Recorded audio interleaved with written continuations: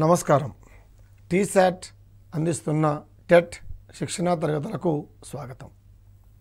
ఈరోజు సైన్స్ జీవశాస్త్రం కాంటెంట్లో భాగంగా వృక్ష కణజాలాల గురించి తెలుసుకుందాం. మనకు తెలుసు సైన్స్ సంబంధించి 30 మల్టిపుల్ చాయిస్ ప్రశ్నలు 30 మార్కులు ఉన్న సంగతి మనకందరికీ కూడా అవగాహన అయింది. దీంట్లో భాగంగా జీవశాస్త్రం లోపల 12 బహుళైచ్ఛిక ప్రశ్నలు వస్తాయి, మరియు 6 పెడగాజీ సంబంధించిన ప్రశ్నలు కూడా వస్తాయి. జీవశాస్త్రం సిలబస్ మనం ఒక్కసారి పరిశీలించినట్లయితే దీంట్లో సజీవ ప్రపంచము, లక్షణాలు, కణము, కణాంగాలు, కణజాలాలతో పాటు ఇతర అంశాలు చాలా ఉన్నాయి. మనం ఈ ఎపిసోడ్లో కణజాలాల గురించి తెలుసుకుందాం. ముఖ్యంగా ఈ ఎపిసోడ్లో వృక్ష కణజాలం గురించి తెలుసుకుందాం. మొక్కల్లో ఉండేటువంటి కణజాలాల్ని వృక్ష కణజాలాలు అంటారు. కణజాలము అంటే ఏందో మనకు తెలుసు. ఏంటి కణజాలము అంటే సాధారణంగా ఒకే రకమైనటువంటి ఆకారాన్ని కలిగి ఒకే రకమైనటువంటి విధిని నిర్వర్తించేటువంటి కణముల సమూహము కణజాలం. మొక్కల్లో ముఖ్యంగా 4 రకాల కణజాలాలు ఉంటాయి. అంటే వృక్ష కణజాలాలు 4 రకాలు. అవి 1 విభాజ్య కణజాలం. ఏం పనిచేస్తుంది ఇది? మొక్క భాగాలన్నింటిలో పెరుగుదలను, మరమ్మతులను నిర్వహించేటువంటివి విభాజ్య కణజాలాలు. వీటిని మనం మెరిస్టమాటిక్ టిష్యూస్ అంటాం. రెండోది పై పొరలను ఏర్పరిచేవి, మొత్తము కప్పి ఉంచేటువంటివి త్వచ కణజాలాలు. వీటిని డెర్మల్ టిష్యూస్ అంటాం. మూడోది వృక్ష దేహాన్ని ఏర్పరుస్తూ ఇతర కణజాలాలు సరియైన స్థితిలో ఉండేలా చేసేవి సంధాయక కణజాలాలు. వీటిని గ్రౌండ్ టిష్యూస్ అంటాం. 4 పదార్థాల రవాణాకు సహాయపడేటువంటివి ప్రసరణ కణజాలాలు. వీటిని మనం వాస్కులార్ టిష్యూస్గా చెప్పుకుంటాం. మరి వృక్ష కణజాలాల ప్రాముఖ్యత ఏంటి అంటే జీవి యొక్క దేహము మొత్తం కూడా కణముల చేత నిర్మించబడిందని మనం ఇంతకుముందే తెలుసుకున్నాం. కాబట్టి కణములు ఒకే రకమైనటువంటి విధిని నిర్వర్తించేటువంటి కణముల సమూహమే కణజాలములు. కాబట్టి కణజాలములు మొక్కల యొక్క జీవన క్రియలలో కీలక పాత్ర పోషిస్తాయి. ఒక్కొక్క రకమైన కణజాలము ఒక్కొక్క రకమైన విధిని నిర్వర్తిస్తుంది. మనం మొదటగా విభాజ్య కణజాలం గురించి పరిశీలిద్దాం. కాండం కొన భాగాల్లోనూ పార్శ్వ భాగాల్లోనూ ఇతర కణజాలాల పొరల మధ్యలోనూ మనం విభాజ్య కణజాలాన్ని చూడవచ్చు. అంటే విభాజ్య కణజాలం ఉండేటువంటి స్థానము ఆధారంగా, అది కలిగించేటువంటి పెరుగుదల ఆధారంగా విభాజ్య కణజాలాన్ని ఒక 3 రకాలుగా విభజించడం జరిగింది. దీంట్లో మొట్టమొదటిది ఏమిటి అంటే అగ్ర విభాజ్య కణజాలాలు. కాండము కొన భాగాల్లో ఉండి మొక్కలలో పెరుగుదలను కలిగించే విభాజ్య కణజాలాలని అగ్ర విభాజ్య కణజాలాలు, ఎపికల్ మెరిస్టమాటిక్ టిష్యూస్ అంటాం. ఏం పనిచేస్తాయి ఇవి? కాండం యొక్క కొన భాగాల్లో ఉంటాయి, శాఖల యొక్క కొన భాగాల్లో ఉంటాయి, వేరు యొక్క కొన భాగాల్లో ఉంటాయి. దీనివల్ల ఆయా భాగాలు పొడవులో పెరుగుతుంటాయి. అంటే మొక్క పొడవులో పెరగడానికి అవసరమైన కణజాలం ఏది అంటే అగ్ర విభాజ్య కణజాలము. రెండవది పార్శ్వ విభాజ్య కణజాలాలు, లాటరల్ మెరిస్టమాటిక్ టిష్యూస్. కాండములో పార్శ్వపు అంచుల చుట్టూ అంటే వర్తులముగా పెరుగుదలను కలిగించే కణజాలాల్ని పార్శ్వ విభాజ్య కణజాలాలు అంటారు. మనకందరికీ కూడా తెలుసు, ఏదైనా ఒక మొక్క చుట్టూ మనం ఒక దిమ్మె కట్టినట్టయితే కొంతకాలం తర్వాత ఏమవుతుంది? మొక్క స్టార్టింగ్లో ఎంతైతే సన్నగా ఉందో అది ఎప్పుడైతే లావుగా పెరుగుతుందో దిమ్మె పగిలిపోతుంది. చుట్టూ రౌండ్ కూర్చునే సిట్ దిమ్మె పగిలిపోతుంది. అంటే మొక్క పొడవులో పెరుగుదలతో పాటు మందములో కూడా పెరుగుతుంది అని అర్థం. ఈ మందం అంటే చుట్టుకొలతలో పెరుగుదల కలిగించేటువంటి యొక్క కణజాలాన్ని పార్శ్వ విభాజ్య కణజాలము, లాటరల్ మెరిస్టమాటిక్ టిష్యూస్ అంటాం మనం. అదే రకంగా కాండం మీద శాఖలు ఏర్పడే చోట, ఆకులు ఏర్పడే చోట, పుష్పాలు అంటే పుష్ప వృంతము పెరిగే చోట ఒక ప్రత్యేకమైన విభాజ్య కణజాలం ఉంటుంది. దీన్నే మనం మధ్యస్థ విభాజ్య కణజాలము అంటాం. దీన్నే ఇంటర్ క్యాలరీ మెరిస్టమాటిక్ టిష్యూస్ అని కూడా పిలుచుకుంటాం. ఈ రకమైన 3 రకాల విభాజ్య కణజాలాల వల్ల మొక్కలు జీవితకాలము పెరుగుదల చూపుతూనే ఉంటాయి. అంటే కొన భాగంలో ఉంటేనేమో పొడవులో పెరుగుదల, పార్శ్వ భాగంలో ఉంటేనేమో చుట్టుకొలతలో పెరుగుదల, అదే రకంగా మధ్యస్థంగా ఉండటం వల్ల దాని యొక్క శాఖలు కాండం యొక్క భాగాలు పొడవులో పెరుగుదల మనం చూస్తూ ఉండొచ్చు. మొక్కలలో ఉండే ఇతర పెద్ద కణజాల సమూహాలైన, అంటే ఏం చెప్పుకున్నాం మనం, 4 రకాల కణజాలాలు కదా. ఈ 4 రకాల కణజాలాల్లో ఒకటి విభాజ్య కణజాలం అయితే మిగతా 3 కూడా విభాజ్య కణజాలము నుండే అభివృద్ధి చెందుతాయి. అంటే మొక్కలలో ఉండేటువంటి ఇతర పెద్ద కణజాల సమూహాలైన త్వచ కణజాలము, సంధాయక కణజాలము, ప్రసరణ కణజాలం, ఇవి 3 కూడా విభాజ్య కణజాలం నుంచే వృద్ధి చెందుతాయి. వాటి గురించి మనం ఒక్కొక్కటిగా తెలుసుకుందాం. మొదటగా త్వచ కణజాలం, దీని ఏమన్నా డెర్మల్ టిష్యూ అంటున్నాం.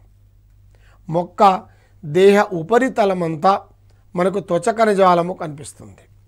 సాధారణంగా త్వచ కణజాలము ఒక వరుస కణాలను కలిగి ఉండి కణాల విభిన్నత చూపెడుతుంది.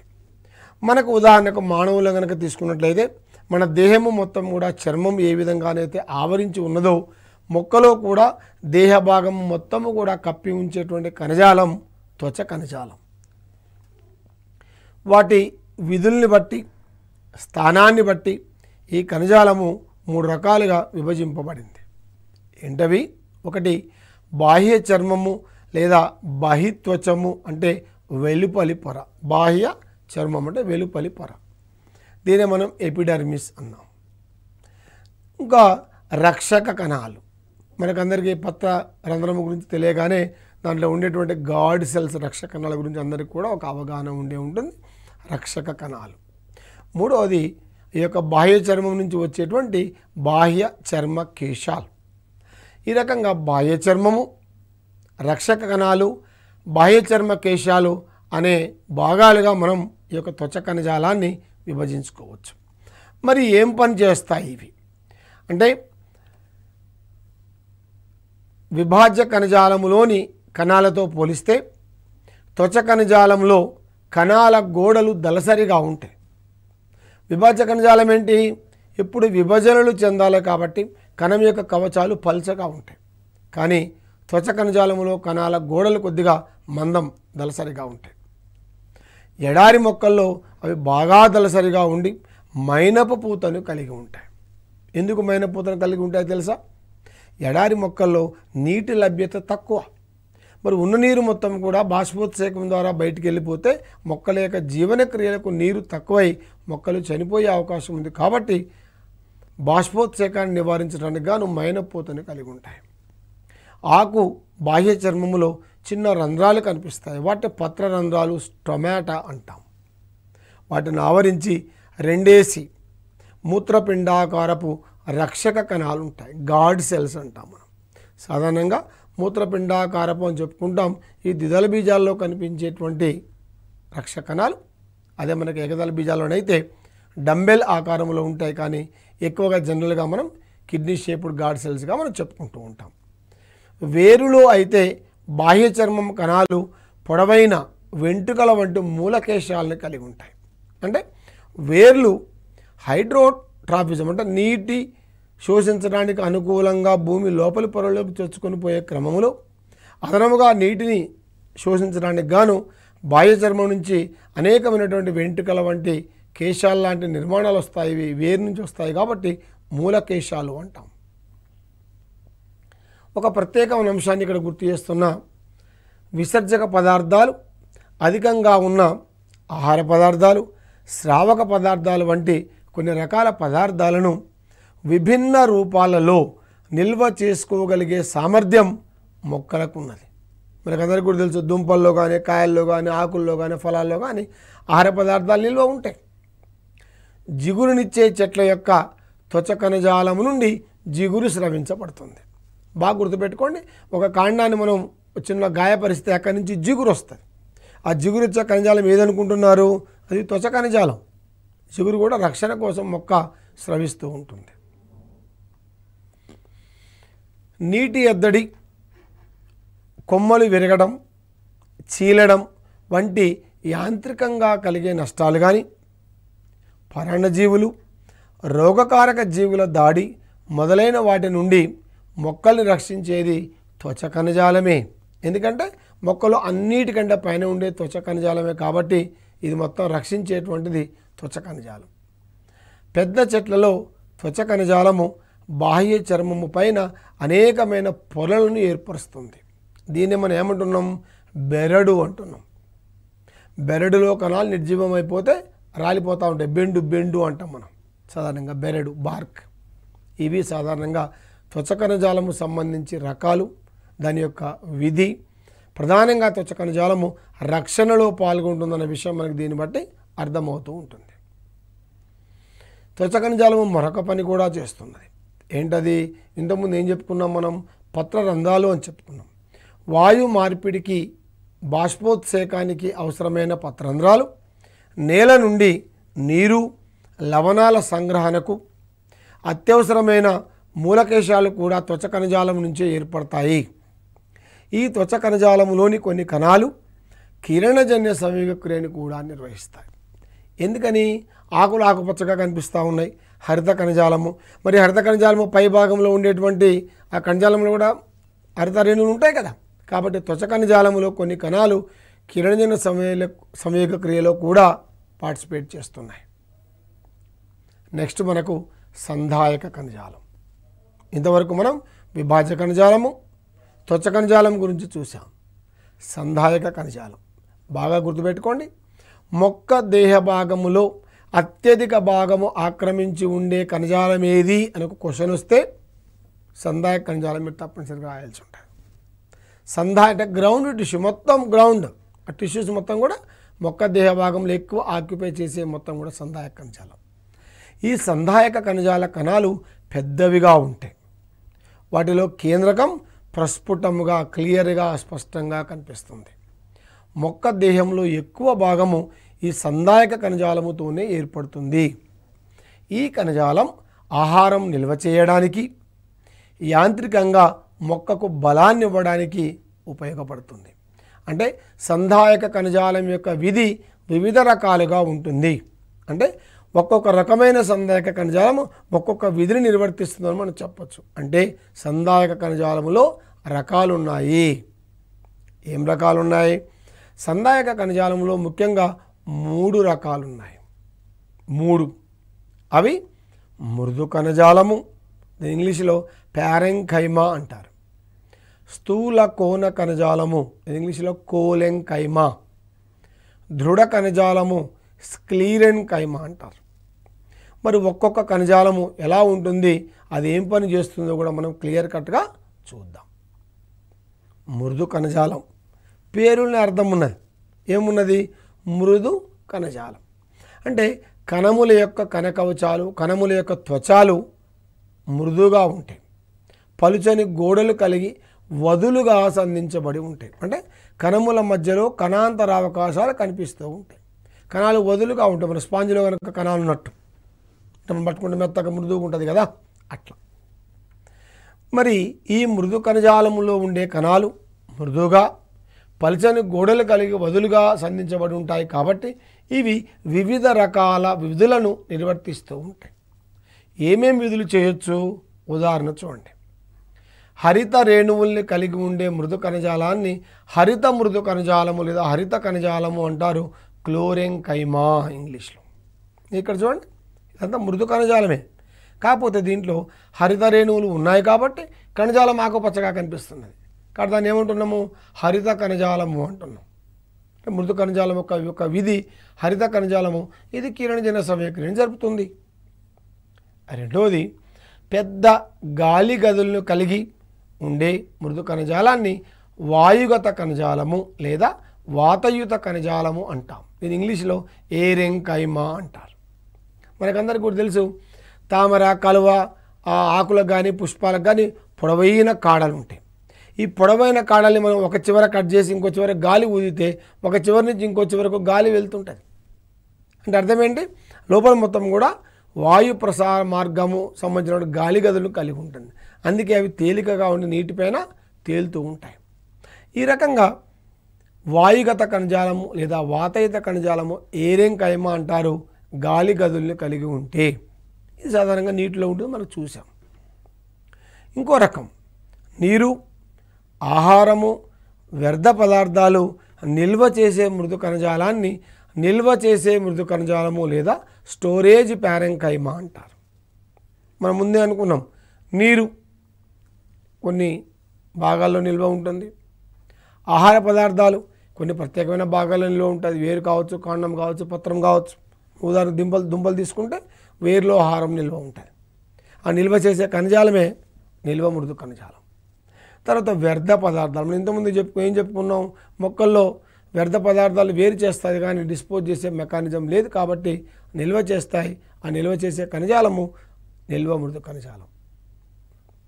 రెండోది సంధాయక కణజాలంలో రెండోది స్థూల కోణ కణజాలం. ఏంటి స్థూల కోణ కణజాలము? పేరులోని అర్థం ఉంది చూడండి. స్థూల కోణ కణములు వివిధ ఆకృతుల్లో ఉంటాయి. మృదు కణజాల కణాలతో పోల్చితే స్థూల కోణ కణజాలంలోని కణాలు దళసరి గోడలను కలిగి ఉంటాయి, కొంచెం పొడవుగా ఉంటాయి.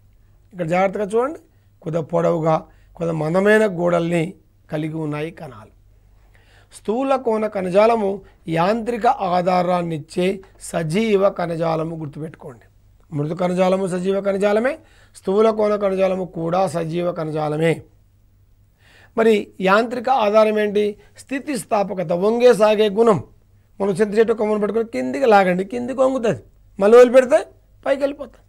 అంటే ఈ స్థితిస్థాపకత, వంగి సాగే గుణము ఉన్నటువంటి యాంత్రిక ఆధారాన్ని ఇచ్చే గుణము స్థూల కోణ కణజాలం వల్ల వస్తుంది. మూడోది దృఢ కణజాలం. కణముల యొక్క గోడలు చూడండి, మందమైన కణకవచాలు ఉన్నాయి. దృఢ కణజాలములోని కణాలు దళసరి గోడలు కలిగి ఉండి కణాల మధ్య ఖాళీలు లేకుండా దగ్గరగా అమరి ఉంటాయి.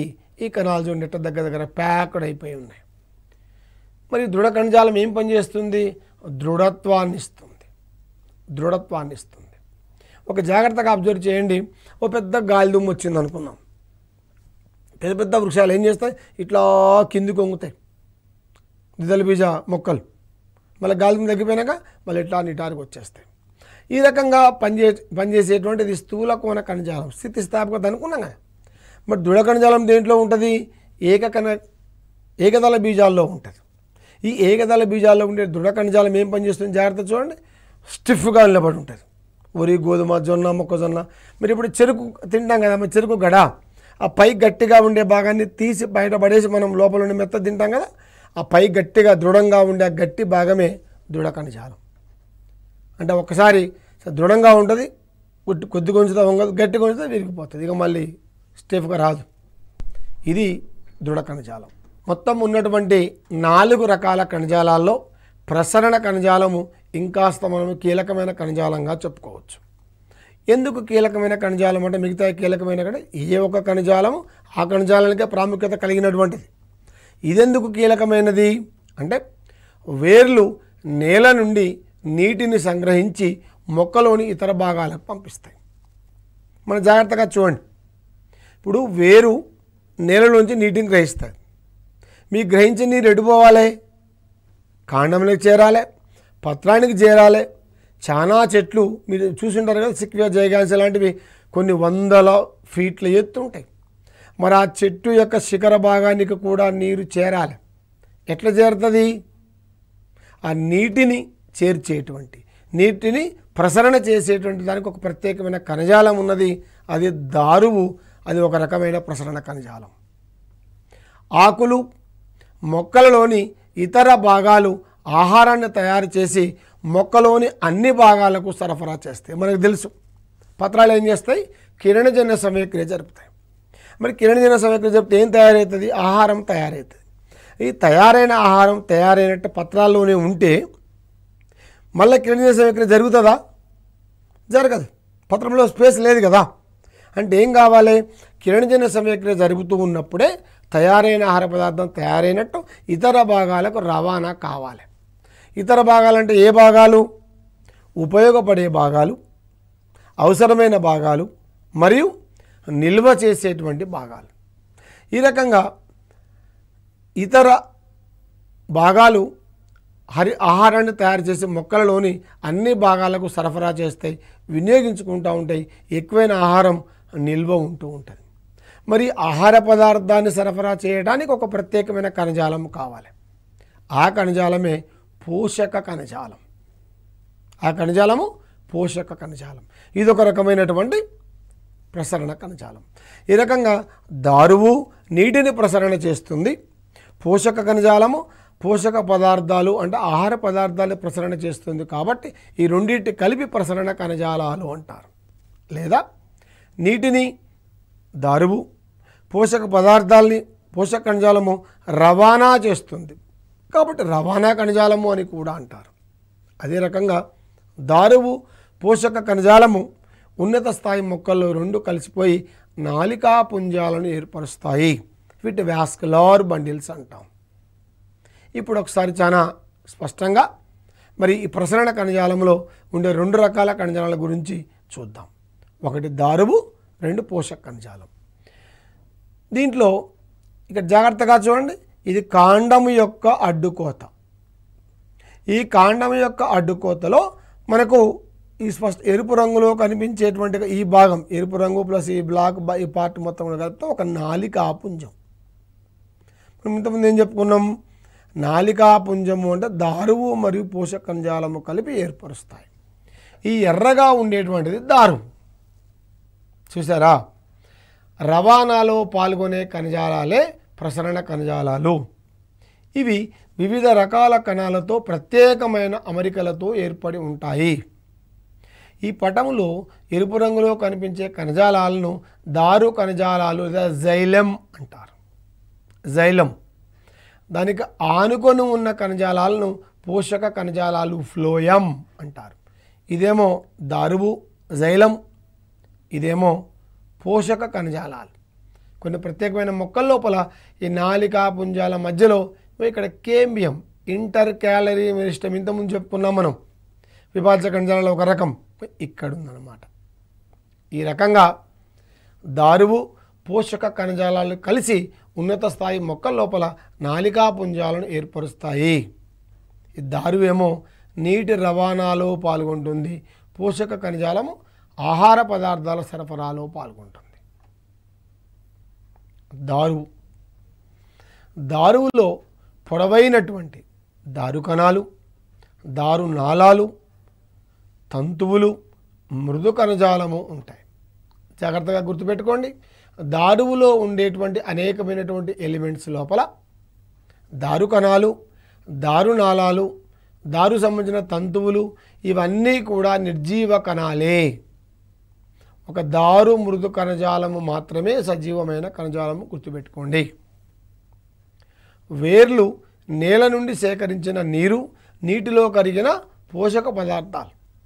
ఇప్పుడు వేర్లు భూమిలో మనము రకరకాల రసాయన పదార్థాలు వేస్తాం, రకరకాల సేంద్రియ పదార్థాలు వేస్తాం, రకరకాల పోషక పదార్థాలు అందిస్తాం. ఇవి మొత్తం కూడా ఇప్పుడు యూరియా, డిఏపి రకరకాల పదార్థాలు ఇవన్నీ కూడా నీటిలో కరిగి ఆ నీటి ద్వారానే రవాణా అవుతుంటాయి. కాబట్టి దారువు ఒక నీటినే తీసుకుపోవటంలే, నీరు, నీటిలో కరిగిన పోషక పదార్థాలు దారువు ద్వారా మొక్క భాగాలకు సరఫరా అవుతాయి. ఇది పోషక కణజాలం. దీన్నే చాలనీ కణజాలము అని కూడా అంటారు. ఫ్లోయం. పోషక కణజాలంలో పొడవైన చాలనీ కణాలు, చాలనీ నాళాలు, సహకణాలు, తంతువులు, మృదు కణజాలము ఉంటాయి. అంటే 5 రకాల ఎలిమెంట్స్ మనకు ఫ్లోయం లోపల కనిపిస్తాయి. కిరణజన్య సంయోగ క్రియలో తయారైన ఆహార పదార్థాలు పోషక కణజాలము ద్వారా మొక్క భాగాలకు సరఫరా అవుతాయి. అంటే దారువేమో నీటి రవాణాలో పాల్గొంటుంది, పోషక కణజాలము పోషక పదార్థాల రవాణాలో పాల్గొంటుంది. మనకు డౌట్ రావచ్చు, మొక్క కాండము లోపల దారువు ద్వారా నీళ్లు పోతున్నాయి, పోషక కణజాలం ద్వారా ఆహార పదార్థాలు పోతాయి, మనకెట్లా తెలుసు సార్? లోపల మనం తలకమైన పెట్టి చూసినామా? చూస్తాం. ఎట్లా? ఎఫిడ్స్ అనేటువంటి కీటకాలను ఉపయోగించి శాస్త్రవేత్తలు అనేకమైన ప్రయోగాలు చేశారు. ఎఫిడ్ తన యొక్క తొండము ప్రోబోసిస్ అంటారు. ఈ ప్రోబోసిస్ని కాండము లోపలికి చొప్పించి అది ఆహారాన్ని నీటిని తీసుకుంటున్నప్పుడు ఆ యొక్క ప్రోబోసిస్ని కట్ చేస్తే కట్ చేసి మొక్క యొక్క నిలువు కోతలో పరిశీలిస్తే ప్రోబోసిస్ ఎక్కడైతే పోషక కణజాలములో ఉన్నదో చక్కెర స్రావాలు బయటకు వస్తూ ఉన్నాయి, ఎక్కడైతే దారువులో ఉన్నదో నీరు బయటకు వస్తూ ఉన్నది. స్పష్టంగా మనం తెలుసుకోవచ్చు, దారువు ద్వారా నీటి రవాణా, పోషక కణజాలము ద్వారా ఆహార పదార్థాల రవాణా జరుగుతుందని ఎఫిడ్స్ ప్రయోగాలు ఉన్నాయి. రింగింగ్ ప్రయోగము, గర్డిలింగ్ ప్రయోగం ద్వారా మనం ఈ అంశాన్ని నిర్ధారించుకోవచ్చు. దారువు పోషక కణజాలము రెండూ కలిసి నాలికా పుంజాలు వాస్కులార్ బండిల్స్ని ఏర్పరుస్తాయి. ఈ ప్రసరణ కణజాలము యాంత్రిక ఆధారాన్ని ఇస్తుంది. ఒక భాగం జాగ్రత్తగా గుర్తుపెట్టుకోండి, ఏంటది? మనం ఎప్పుడైనా మొద్దుని చూసినాం కదా, మొద్దు దుంగ లాగ్స్ చెట్టు కొట్టినప్పుడు మధ్యలో చేవదేరిన భాగము అంటాం, నల్లగా కనిపిస్తుంది. ఆ భాగము ప్రసరణ కణజాలం, గుర్తుపెట్టుకోండి. అంటే ప్రసరణ కణజాలము కాండం యొక్క మధ్యలో ఉంటుంది, ఒక దృఢత్వాన్ని యాంత్రిక ఆధారాన్ని ఇస్తుంది, ప్రసరణకు ఉపయోగపడుతుంది. ఇది ప్రసరణ కణజాలము సంబంధించి. దీనికి సంబంధించినటువంటి ఈ ఎపిసోడ్ సంబంధించిన ముఖ్యాంశాలని మరొకసారి పరిశీలిద్దాం. ఒకే నిర్మాణము కలిగి ఒకే విధమైన విధులను నిర్వర్తించే కణాల సమూహమే కణజాలం.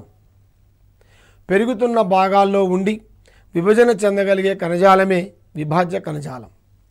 విభాజ్య కణజాలం 3 రకాలు: అగ్ర విభాజ్య కణజాలము, పార్శ్వ విభాజ్య కణజాలము, మధ్యస్థ విభాజ్య కణజాలాలు. త్వచ కణజాలాలు మొక్క దేహాన్ని కప్పి ఉంచడమే కాకుండా రక్షణ కల్పిస్తాయి. మొక్కలోని అన్ని భాగాల్లోనూ అధిక మొత్తంలో ఉండేటువంటిది సంధాయక కణజాలం. ఇది మొక్కకి ఆధారాన్ని ఇస్తుంది, ఆహారాన్ని నిల్వ ఉంచుతుంది. సంధాయక కణజాలము 3 రకాలు: మృదు కణజాలము, స్థూలకోణ కణజాలము, దృఢ కణజాలం. ప్రసరణ కణజాలము 4వది. ఇది రవాణా లేదా ప్రసరణను నిర్వర్తిస్తుంది. ప్రసరణ కణజాలము 2 రకాలు: దారువు, ఇది నీటి రవాణాలో పాల్గొంటుంది. పోషక కణజాలము, ఇది ఆహార పదార్థాల రవాణాలో పాల్గొంటుంది. ఈ ఎపిసోడ్లో మనం కణజాలము అంటే ఏంటి, మొక్కల లోపల ఎన్ని రకాల కణజాలాలు ఉన్నాయి, అవి చేసే పనులను గురించి మనం వివరంగా తెలుసుకున్నాం. మరొక ఎపిసోడ్ ద్వారా మరొక అంశంతో మళ్ళీ కలుసుకుందాం. నమస్కారం.